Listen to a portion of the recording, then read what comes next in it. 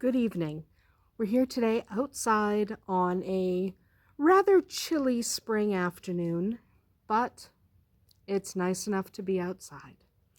Tonight I would like to start talking about the magic within. One of the greatest secrets of magic is the way in which three aspects of the self, the conscious mind, the subconscious mind, and the higher self, connect, communicate, and cooperate to facilitate the practice of magic.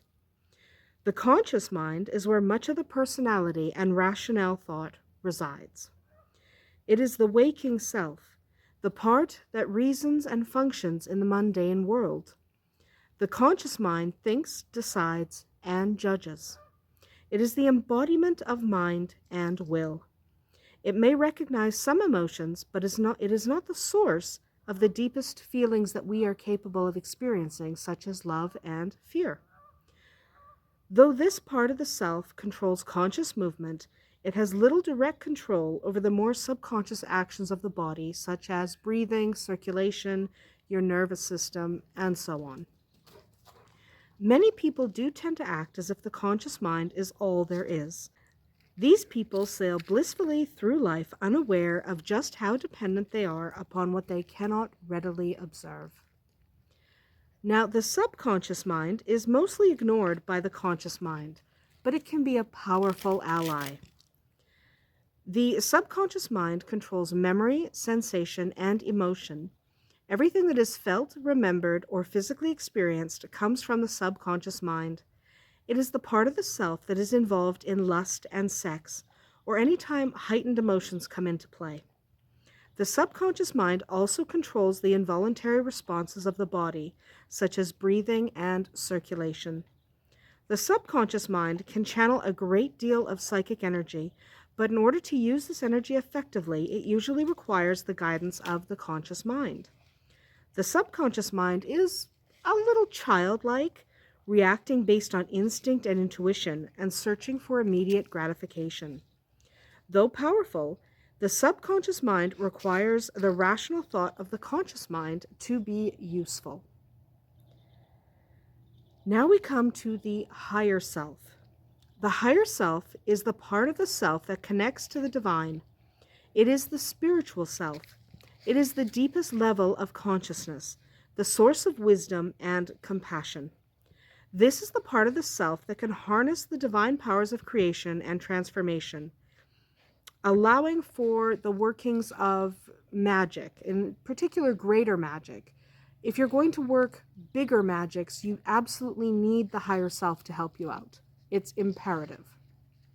The higher self cannot, however, connect directly to the conscious mind. They're kind of polar opposites, and they really just don't get along. So in order to talk to the conscious mind, you do need an in-between, somebody who is a go-between between the two of them, because the conscious mind is not fully aware of the spiritual self.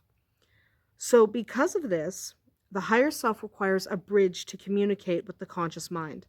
This bridge is the one part of the self that can communicate effectively with both the higher self and the conscious mind. I'm talking about the subconscious mind. This is where the subconscious mind becomes important because you need that bridge. You need someone to take the information from the conscious mind to the higher self. The conscious mind can't do it itself. I've got a dog right in front of me. So, in order for magic to be worked effectively, the three aspects of self have to learn to work together in harmony. And this actually primarily comes down to the conscious self. So many potential magic users fail in their quest to work magic because they attempt to connect to the higher self directly, bypassing the subconscious mind. Some people think that they can ignore the higher self completely, working magic with the power of the intellect alone. Both of these ideas are doomed to failure. You won't get very far. You have to use all three parts of the mind. True magic, magic that will work and work reliably, has a specific pattern. First, the conscious mind must decide on a plan and purpose for magic. This should be fairly well thought out and adhere to the principles of magic as they apply to you. The conscious mind must then communicate this intent to the subconscious mind. This triggers an emotional response, which is the specialty of the subconscious mind. This begins to raise the power necessary to effectively work magic. This power is channeled by the subconscious mind to the higher self. This power also brings with it the will of the conscious mind, so that the higher self will know what it's doing. For this process to work, there must be a free flow of trust, love, communication, and power. So often, in order for this process to work, you have to spend a significant amount of time in meditation to open up those channels so that your conscious mind can talk to the subconscious mind and your subconscious mind can talk to the higher self. It's really important that those channels are open. Creating and sustaining a relationship between all three aspects of self is not an easy task to manage. How quickly a magical connection occurs depends entirely on the discipline and desire of the practitioner.